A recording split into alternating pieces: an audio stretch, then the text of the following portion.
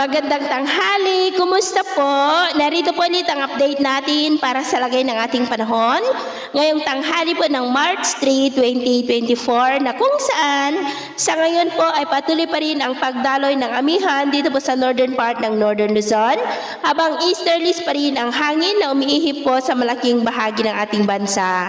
At sa ating long range forecast ay consistent pa rin naman po na walang bagyo na namamataan na tatawid dito po sa ating bansa hanggang po sa susunod na 2 linggo ay storm free pa rin po tayo. At sa lagay ng ating panahon, ngayong tanghali ay maayos ang panahon sa malaking bahagi ng ating bansa, pero may tsansa pa rin ng maulap na kalangitan with isolated rains dito po sa may Cagayan Valley, lalo na po dito sa Cagayan. Dulot po yan ng amihan at maulap ang kalangitan with isolated rains rin sa ilang bahagi ng Catanduanes, Sorsogon, Northern Samar.